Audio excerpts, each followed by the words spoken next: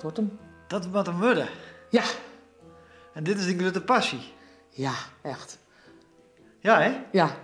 Dit is zo leuk om te doen. Dit is nog lang niet af. Hè? Ik bedoel, hier moeten nog ogen in de mond moet nog goed gemaakt worden. Ik vul nog... ik ben van de schattigheidsfactor, dus ik maak het kopje iets breder. Dat hij iets schattiger lijkt.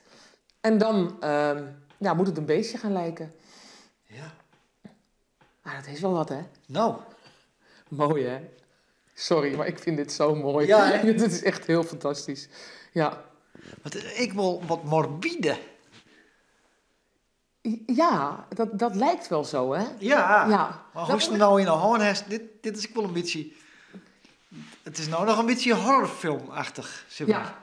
Ja, maar goed, ik heb daar een haas staan die af is en dan is het geen horror meer. Kijk, dit wordt hem dan, zeg maar. Oh, ja. Het verschil tussen deze twee is vrij groot. En daaraan kan je bijvoorbeeld al zien dat hier heel veel vulling al zit om hem wat gezelliger te maken. En nu is het inderdaad een beetje een horrorkonijntje. Haasje, sorry. Dus je gaat... Nou, en het is heel zacht en fluffy. En dus ja, het is heel leuk. Het eerste deel is voor de meeste mensen het meest luguber, maar dat vind ik zelf wel heel zen. Het vullen van het beestje. Want dan stroept het vel eruit. Ja. Dus dan maak je hem open, zeg maar. Daar ben je toch chef van? Ja, dat vind ik heel zen. Dat vind ik heel rustgevend, weet je. Je leert een beestje kennen. Je ziet gewoon wat er aan de hand is. Hoe zit zijn vel erbij? Is hij oud? Is hij jong? Je ziet gewoon aan zo'n beestje een beetje wat voor leven die heeft gehad. Ja. Wat ik ga doen is nu de ogen opvullen. En de ogen uitpakken. Ik heb een hele... dat is ook alweer... Ja, ik vind dat leuk hoor, jongens. Maar dat moeten jullie zelf bepalen. Ik heb een hele doos met ogen, hè. Oké. Ik heb ogen op soort. Dus heel veel vogelsoorten hebben ook andere ogen. Ja, oké. En ik heb de hazenogen. Dat zijn gewoon echt ogen met een pupil. Want een haas heeft gewoon een goede pupil. Maar ik heb natuurlijk heel veel vogeloogjes. En ik weet niet, specht zit er volgens mij ook nog tussen. Want ze hebben gewoon allemaal net andere oogjes. Maar je kent eigenlijk de hele dag met zijn kop ompielen? Nee. Ik ben niet iemand die heel lang met hetzelfde bezig kan. Dus ik heb meestal 2, 3 dingen liggen op een dag. Oké. En wanneer is het voor het eerst die diagnose ADHD? Nooit. Oh, nee? Nee. Iedereen roept het. Ik geloof er niet in.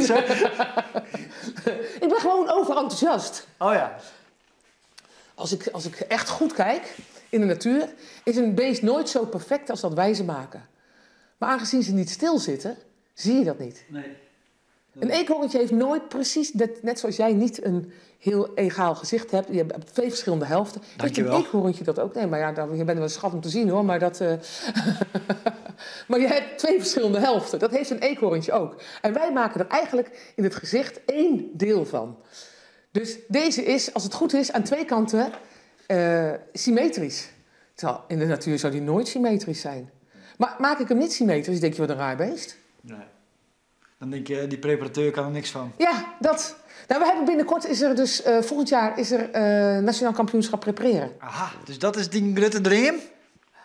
Wereldkampioen? Nou, wereldkampioen word ik niet, want dan moet ik ermee naar Amerika. Dat ga ik niet doen. Europees kampioen, ook niet. Maar ik zou het wel leuk vinden om daaraan mee te doen. En dat mensen zeggen dat je masterpunten krijgt. Dus dat ik goed genoeg ben om te laten zien van kijk, ik ben goed genoeg.